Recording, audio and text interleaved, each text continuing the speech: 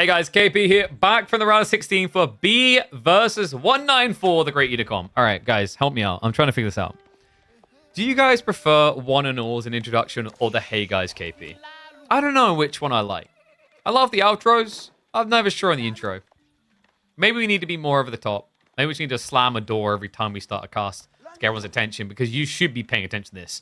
B may be favorite in a lot of people's eyes, but do not write off the Unicom. We've seen him on the ladder. He has some crazy builds, and he ranks pretty damn well, actually, because Unicom right now in the world ranks 71st, finished last season ranked 87th. And we're finally seeing them starting to appear in tournaments. They did, in fact, I believe, play in the EGC qualifiers. Yeah, and they went out to Scatterbrain 2-1 in the round of 32. Scatterbrain, who, by the way, went on to almost qualify up against CSO in the decider round. So, really not that bad of a player. Excited to see what we can do here against B. Byzantines versus Malians isn't really a matchup I feel like we're seeing too much at the moment. These civs tend to lean into different map formats. For example, like, Malians usually more kind of open exposed maps. Byzantines like those kind of funneled maps or maps with a lot of berries like Lipany. Lipany, not really something that Malians benefit a great deal from being picked in. And it looks like we are going to have him being, a 2 rock boy. Okay, so what this means is that 194 is going to have a weaker tempo timing in Feudal Age, but a much, much better boom. Because when you put 2 on stone, you're essentially sacrificing your tech timing slightly, and you're focusing more on getting the systems up than getting your mercenaries out. But that's fine. Think about what he's playing against here. Are you really going to be capable of diving Malians? Do you really want to? Because I think in this matchup, your biggest concern is to just tech and greed, because the reality check here is against Malians, they're going to have access to a lot of javelins. So you don't really want to build javelins because they'll outmatch you there. You don't really want to do lombos against javelins for very obvious reasons. So that leaves like one option. It leaves an option that makes me sick to my core. I don't even want to say it. This has an advantage in their rounds versus Mali houses. It's true. I just don't think this gold vein is maybe that delightful of a target. I wonder. So you go Jav into Camels or Lombo into Landschnectar. I wonder if actually you can make LBs work on a timing here. Yeah, LB Horseman against Javs plus the Rams. That's a fair point. I said we haven't seen it in a while, and thank you for reminding me. We do often see the single Kira Siphon against the Pit Mine, because you can burn everything down. But I do think like it's a do it and get out strategy, and that one used to be effective because of the system timing. But because early system timing has been nerfed, I wonder if you still hit that timing quick enough. I think that's where my brain is going here. Like, before, with cheaper systems, you had a good enough timing to run across and prep Kira Siphons. But now it might be a little bit too slow. We'll see, though. Remember, Biz would sometimes build the Merc House to get the Knights? Here in this game, you could get Knights. It's just, we changed the positioning of trade compared to standard high view, because high view is kind of toxic. Old high view had the corner trade post, which just wasn't very good design. So yeah, you only really see neutral trade posting on maps like Lipany, where sometimes the trade post spawns right next to your base. Dry Arabia does do it sometimes, but I feel like it's so infrequent, it's not a reliable one, whereas Lipany used to be. It's a level 3 assistant already. He's trying to be as greedy as possible. It's going to be Pro Scouts. Okay. Ooh. So the old Kira Siphon build felt really dependent on the idea that Malians were going to try to cheapskate and go through Lani. Does it work against the Pro Scouts time? Because with Pro Scouts, and considering it's B, we're probably looking at Karimba Rush here. That means Javelins. That means your opponent's going to keep scaling Javelins and stuff after getting the initial scouts. I don't know if you want to like send it at him with that type of idea in mind.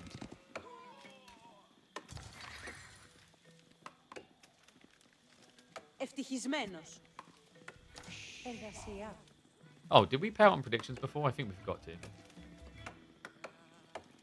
Alright, guys. Ones if you think Byzantines will win this game. 2s if you think Malians will. Yeah, the Merc house now being dropped. It's not really indicative of whether he's going to send it. It's just obviously you can use Mercs to defend. And also considering the nature of this map, you're probably going to want them. Because these berries are right up next to the tree line.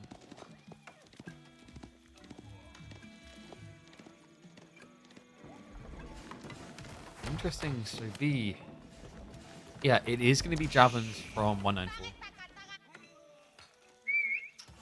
I guess on the approach, it makes more sense than longbows, because longbows just won't be able to run away, so you'll just lose them. So this at least gives you an element of I can be offensive. Long feudal just doesn't seem like the goal, and yeah, we can see it's going to be a castle rush.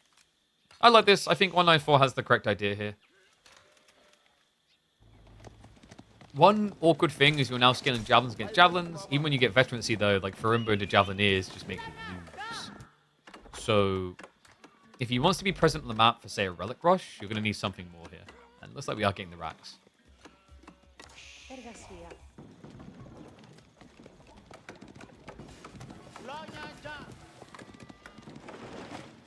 You know what? We were just talking about like loads of different games. Talking about RPGs earlier. I'm just thinking back to like upcoming RTSs. I don't know if many people felt like Tempest Rising hit the spot, but I'm curious actually like what else is on the horizon that could. I'm quite eager to see maybe some more fantasy RTSs added in. Because I'm gonna get my itch this year in different areas like Anno and Might and Magic. Wow, that's actually that's a lot of reliance on you by yourself.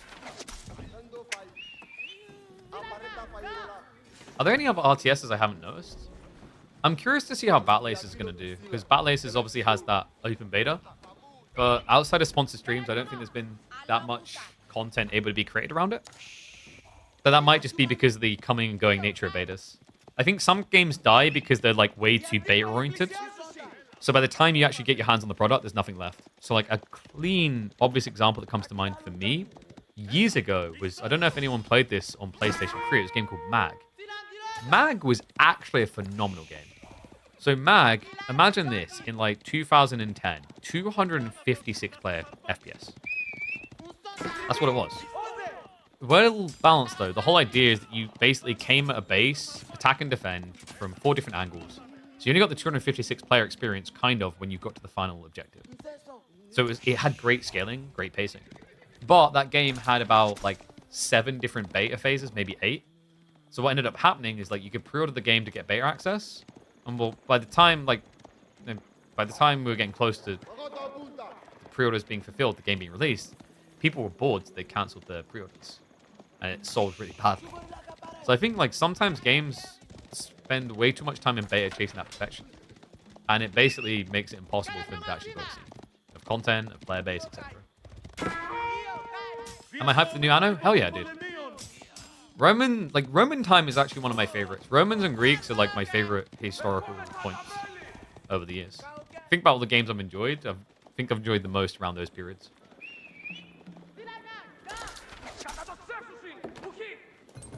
I will give credit to Stormgate. I don't know if you guys have seen the new models that they've been showing off. Actually, finally, their units start to look like they have real character. But yeah, I don't think Stormgate is going to be able to. If Stormgate comes back, it's going to be a 10-year long tail. And that's not me being toxic about it, it's me being realistic about numbers. So, numbers looking good for Byzantines, by the way. We have got the Horseman layer. Oh, this is sick. So, we were talking about against Delhi. It's really good to go Longbow, Limitane, and then into Horseman. Similar idea here from the Javelin step against Malians, because your opponent sees Javelins, he wants to mirror Javelins. Even more so because B really deep down wants to do Farimba. So the Horseman detail is meant to catch him off guard at a critical juncture here. Starting to work. I've got reactions coming in. Pro Scout's getting somewhat denied, but he did get most of the deer home, so I don't think B is going to be too begrudged about this. Got poke attempts to the full backside, but way too many javelins there. So from here, 194, does he think about going castle maybe?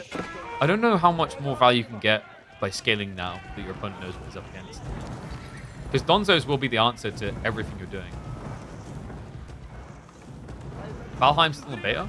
Yeah, so like the problem with Valheim is people just played for all the content. Valheim, so I think Valheim is a pristine example of a game that releases in beta that didn't need to be in beta to full degree, if that makes sense.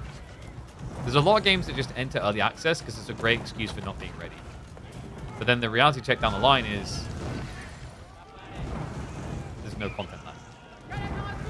It's not like you release a sandbox for people to test. I get, well, that's unfair. It is kind of sandbox, but the way it is to my understanding, with Valheim, there's limited content. Will I stream Anno when it comes out? I think so. I think I'd look to. Be nice to actually have a contact at Ubisoft and maybe do some sponsor streams. Like, the other one I'm keeping an eye on and ear to the ground for when any news comes out is obviously Europa Universalis 5. Battle for Middle-earth 3? Okay, you're dreaming now. That Battle for Middle-earth, that game series, is in a perpetual state of who owns the rights. There are games that suffer from that, like Simpsons Hit and Run is another one. You'll probably never see a sequel because of the complexities between game development IP rights and original owner IP rights. Clash coming in though. Looks like we are getting the tech from Unicom behind us. So Golden Horn Tower on the way. He's still blobbing a lot of javelins, but you can very much start to feel what the intent is likely going to be here. I do wonder if when he hears the tech up, he just shies away from Farimba, worrying that he maybe misses his timing. System level, look at the reach. Unicom already just going this far forward, taking some big risks. How are we looking Olive Grove wise? Not a single Olive Grove yet. 12.5 minutes into the game. Is Farimba viable compared to Filani? With Pro Scouts, yes. With Pro Scouts, Farimba is actually considered very good. Mainly only for the Javelineer contract, though.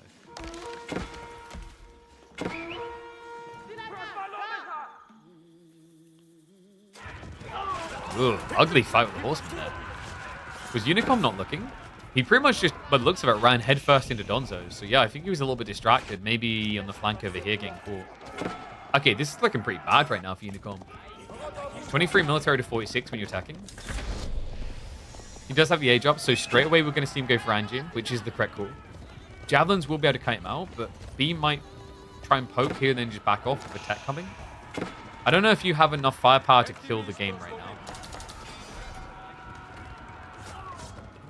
New crop of Age of Sigmar games. I think I saw, like, wasn't there one, was it an RTS of Age of Sigmar? But it just looked like, the best way I can describe it is Unreal Engine brain. Like, they had these really pretty graphics that were kind of generic in lighting and texturing because it was Unreal Engine. And the gameplay was quite, I don't like using the word basic, it's not like an insult, but like the gameplay didn't have the depth that maybe the strategy crew wanted. Coming in though. Brangian are starting to arrive. Javelins are upgraded, so like B, it's all about numbers to try and win this fight. Con barely has any right now. He's trying to bait B to dive deeper into the waiting arms of the angry Vikings. I think there is enough Vikings here to kind of stabilize and keep B pinned. He's switching Musafadi, so yeah, no intent to just go up an age. Actually, that being said, like you can go up an age while prepping Musafadi defensively. It's just awkward right now because B, he feels like he's got pressure on his side. The javelins are all dead. But unless he can convert into his worker kill, standing here isn't achieving much right now. It feels like it's costing him a lot as well. Got ranged armor 2 on the way. Dialecticus has been triggered. Only 27 seconds to get that. Okay, so Varangian Flood coming. B is going to pry into Musafadi. I think he's holding on to the Farimba Dream.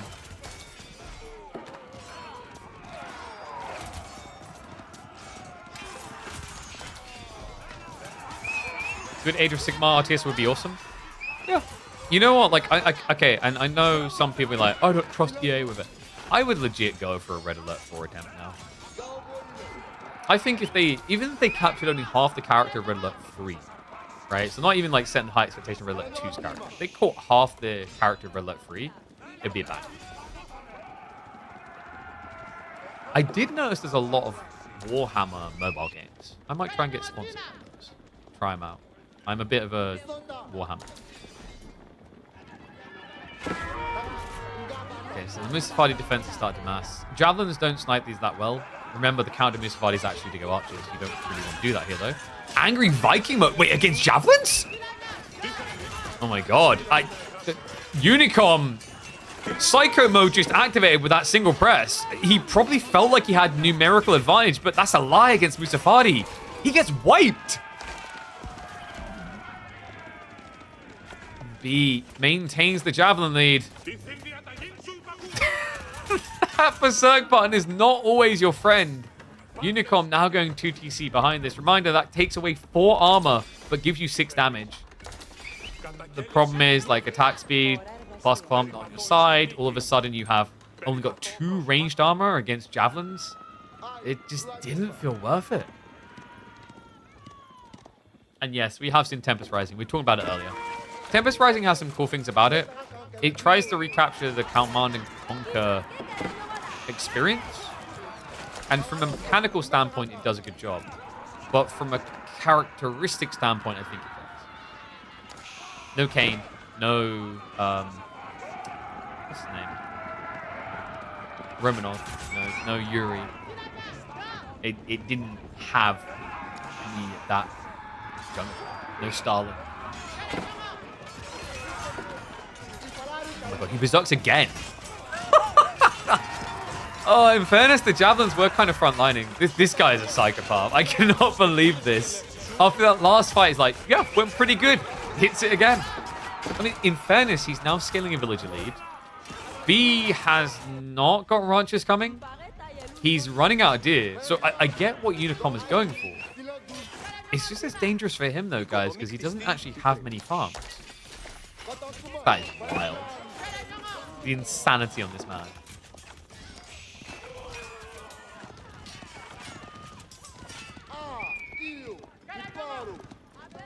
But yeah, also Tempest Rising, I was talking a bit earlier, it has some issues around simple things that make no sense.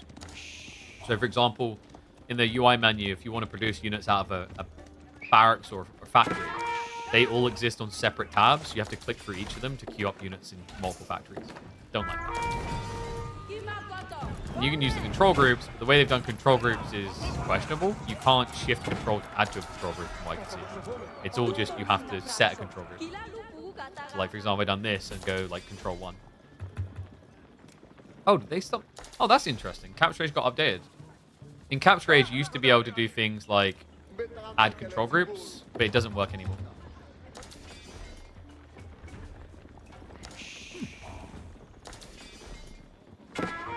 I mean, it makes sense. It was kind of silly that in the like spectating perspective, you could just see 1s, 2s, 3s on units if I misclick. But my god, are you kidding me? He goes for Ember still. I guess at this stage B, with the way the fights are going, maybe he suspects 2CC. I don't think he's scouted it yet. Maybe he's like, oh, okay, I'm not really winning the fights, I'm drawing them, which is good, but that means if I tech and then I mirror his javelins but make mine better, I can just run him through. The risk with be doing this is it's very much a tempo-based build. Farimba doesn't feel great right now if you don't control the narrative. In theory, in the hyper late game, Farimba is really good. Because in the hyper late game, you're making your units incredibly impactful. For example, you go Imperial Age, reminder, Farimba gives you a second choice, and you can go into Mansa Musafadi. Which is nuts, because all of a sudden, Mansa Musafadi have ginormous amounts of melee defense. I think they have 5 or 6 in Imperial Age. But it does mean that at this point in the game, you pretty much put yourself on the clock to do something. You can't just chill. You can't just scale. You have to kill. It actually deletes the scout. So that's the third relic now coming home. Javelins are going to dive into the second TC. And Horseman now on the way from Unicom. Horseman with so little food. And again, he has got the berries safe in the corner.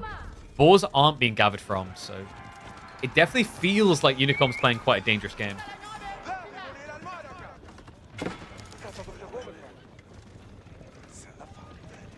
Oh wait, we got the timeout war again. Oh no. You guys. Oh, time me out for the Musafadi. In terms of raw count, they do have similar militaries. Just B is hunting for economy right now. Understandable. I don't think you win just by saying Javelineers to this fight. In some ways, it kind of feels like the Javelineer strategy is already failing because of how big Unicom's army is. Why is Farumba good if you're leading the game? Because with Javelineers, you can keep pressing an advantage. Javelineers are... The best way I can describe Javelineers to you is imagine an impactful version of the Genitors. Because I think Genitors, the new unit from Knights Templar, the horseback javelins, could be this. You can't catch them. They keep poking you. They slowly win a fight. Sadly, Genitors have a really terrible wind-up point, and they're just not worth it. But these guys are fast. They have poison damage to do well against armored units. They can't really be caught. They have great base. They're an all-rounder good unit. And because of the movement speed, you're able to just be in places other people wouldn't. Because of the ranged armor, you're able to be in places other people wouldn't. So that's why Javelineers are all about timings and pressure. If you don't get control of the game and keep pressing an advantage, your opponent eventually gets this count up. Once the horseman count gets up to about 20-25, the javelins start to fail. What do you tell people who are silver ranked scrubs talking about how they're getting destroyed by 400 APM Korean streamers on ladder? Maybe stop buying accounts that are high ranked. Why would you be against the 400 APM person? I mean, if you're silver and up against the 400 APM Korean pro, I'd like to see what the meaningful AMPM is, because it must be 2.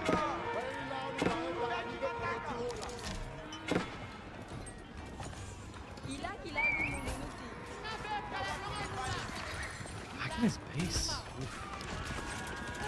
Well, he knows about 2TC. Relics actually end up good for B in the end, by the way. He actually snatches 3. We still don't have ranches getting added in, so no sliver of extra economy. I wonder if B considers 2TC maybe here, just so he doesn't fall behind. They're not fighting 400 APM Korean streamers. They're getting dunked on by drunk toddler. Yeah, but wait, like, aren't you also the drunk toddler then? So, like, what you're saying is, baby battles. That's what we're missing in Age of Empires for.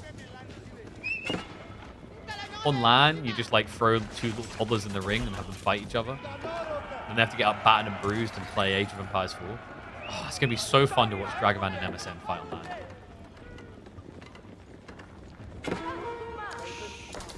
Well, yeah, of course the drunk toddler has 400 APM. Have you never seen a baby like roll over a keyboard? They hit all the buttons. That's not Watchman Reyes. Does he have Expilatoris? No. So no payout, no easier kills. He's going to send it. We're up to 49 Javelineers. The problem with the Javelins at this point is they haven't been doing that much. They've just been scaling. Usually you want to poke and scale. You've given a lot of time over. Let's see if it actually bites you in the butt here. Horseman. What? Unicom A-clicks it. Into the spears. Not even an attempt to get around the back. He just brute forces in. Archers were meant to be there, but weren't enough to deal with the Donzos. Javelin line was held back by Unicom. That's now going to be coming in. The Horseman just about able to brute force through, so that is going to force a reset by B. But crazy the fact that he just frontlined against Donzos like that. It's getting a bit awkward. Military count is completely against Unicom. Does have a defender's advantage. Farm count is looking decent. He's at 36 groves. He should be able to keep the Horseman pump pushing.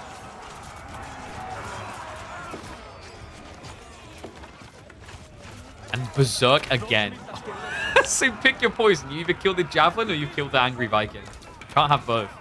But you see what I'm talking about. Like, this is where Javelins look best. They are a skirmisher at heart. More so than Javs that look like normal skirmishers. Because of their ability to disengage. You have to think of Javelineers not just as you normally do, but think of these like also a horse archer. A 2-legged horse archer.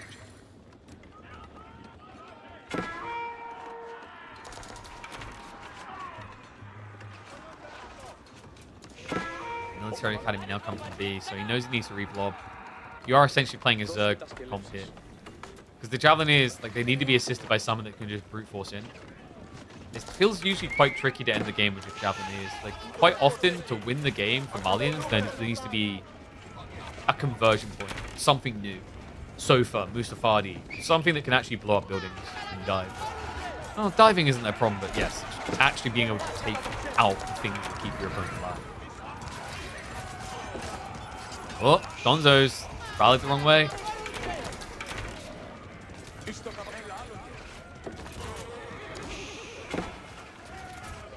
He's at least doing a reasonable job of trying to keep the economy in check. I just think Unicom has too many farms. 51 groves now. Good lord. Gonna try to do something about it. So B is gonna move into the second TC.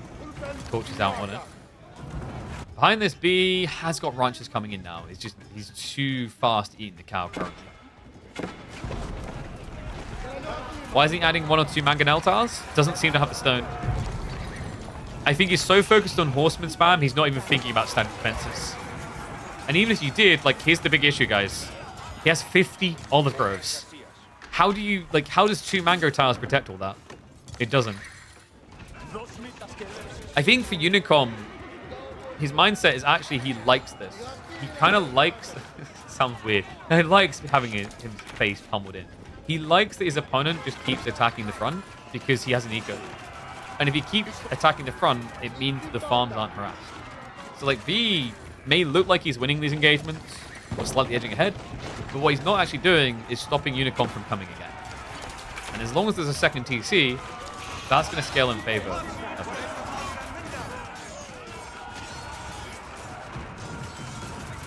The amount of timeouts you guys are redeeming, I'm going to have to actually get something once. Okay, this is bad for me. Like, critical mass is reached. Look at the archer count. 31. Archer plus horseman can break this.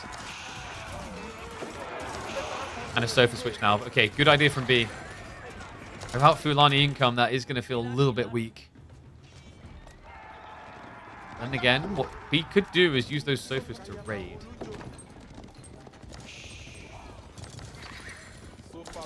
This game is kind of wacky.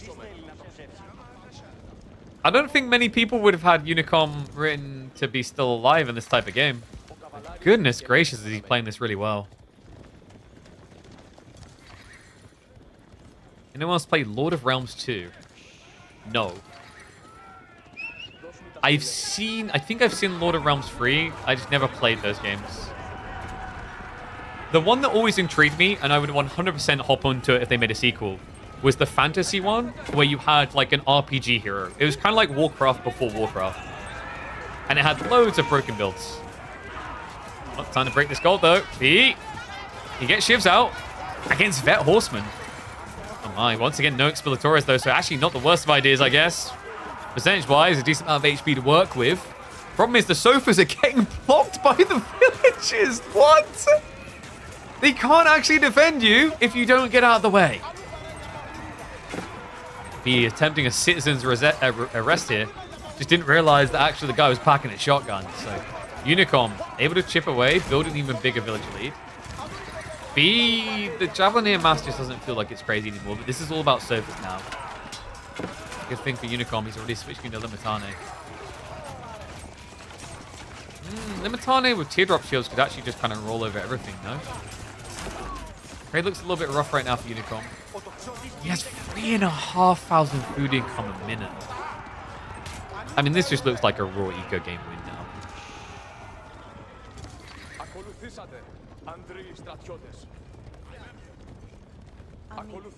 you feel like Unicom lost every fight and still won? Yeah, because he played it as a macro game. Age of Empires 4 is at its heart primarily a macro game. And B got sucked into the bait of it. He saw his winning fights, he kept pushing the same plays. Like, I think B, if you asked him when he looks back at this game, his feeling is probably maybe I should have like, peeled a few javelins east and west. Or maybe added in a few surf earlier.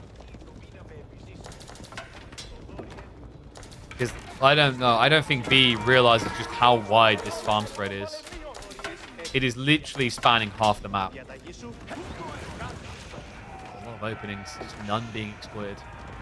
And now at this stage, your opponent has horsemen. He's got camel riders coming in, which is perfect against sofas. Also, guys, he has almost 1,000 olive oil income a minute. He could actually just spam camels to kill you. I'd love to see that. I think camels is a really smart maneuver now.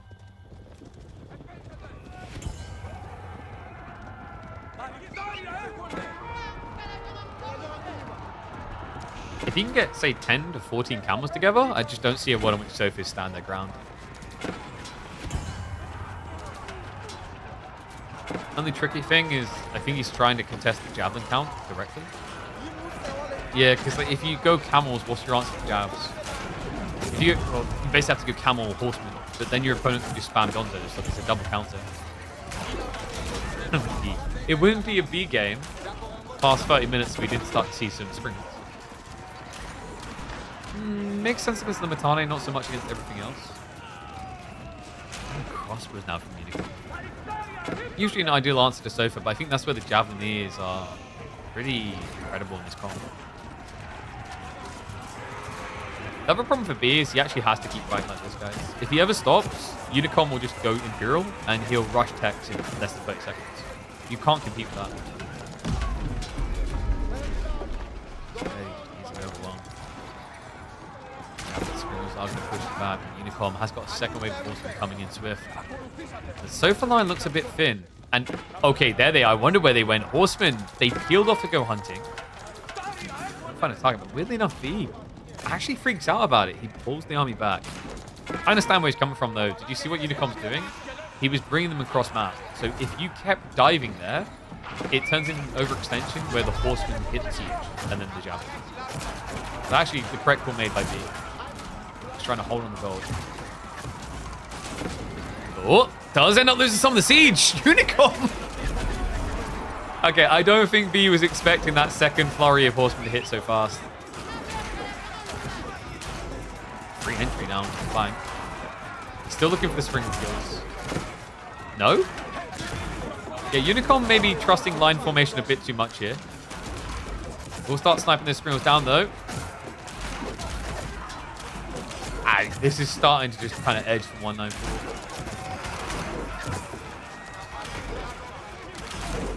It's being kept alive. Kind of feels like it. 194. Oh, God. All right.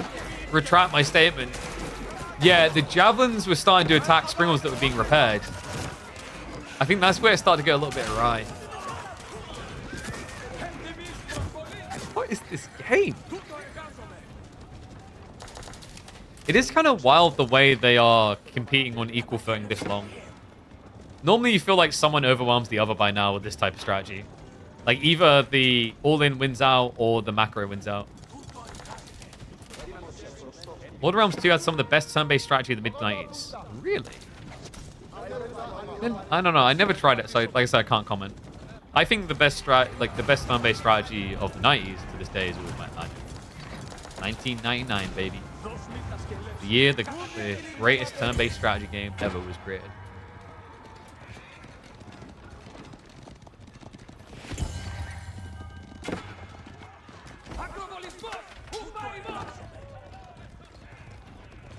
Now, the funny part is that Unicom is playing Blob Horseman and still has never been able to force B to a point where he walls. Because look what B's done with his economy. You've got 31 villagers here. He did have like another 30 or so here. Yeah, 36. And then a small handful gathering. So he's got 3 splits, but they're all within like a quarter map of each other, which means horseman raids are kind of a bit slow to do anything. 99 best turn-based strategy game of all time? No, dude. Like Alpha Centaur, nah. Like I'm not having that. All right, am I gonna say someone controversial? I think Civ is sometimes overrated. Great for what it doesn't done in the days when it done it. Might and Magic is the I think Might and Magic is the crown gem that years later you have to tip the hat to. And I'll die on that. Just like bees willing to dance.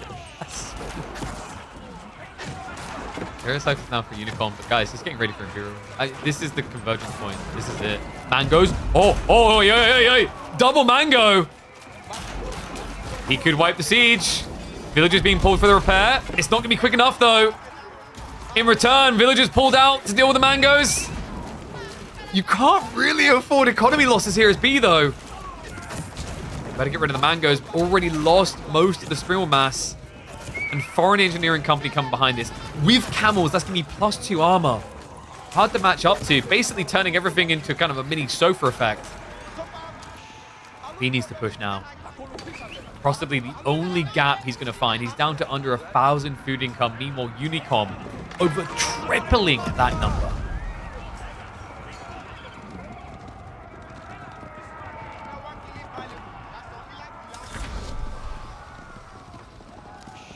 All right, you know what else was another goated strategy game, like turn-based strategy game?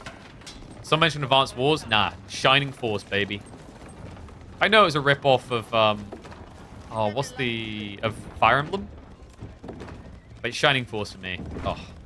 That was a good childhood. Also, that format brought around, in my opinion, the best Onimusha game, Onimusha Tactics. Game Boy Advance.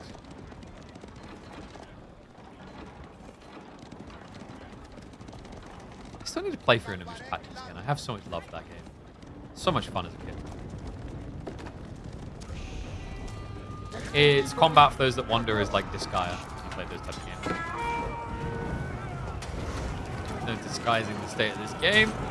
B has no easy way of catching up. And we do remember, due to the foreign engineering company, have the armor. Needs to bring a few camels over here to buff everyone, though. Horseman getting locked up. Limitane just feel impenetrable. They've got 4 melee armor, 4 ranged armor. Still room for an additional layer. B is starting to get grinded down. It took almost 40 minutes, but the Imperial has arrived. So for Backstab, did clear the siege. Kira Siphon is going to be hitting into the castle. The problem I just see here is, like, for a long time, this has kind of felt like an economy game, and for a long time, B has denied that truth in such a phenomenal way. But an economy and a tech game simultaneously, you can be the best in the world. Even then, it's going to be too much. Yeah, that's right. Unicom just beat B. This boy's spooky.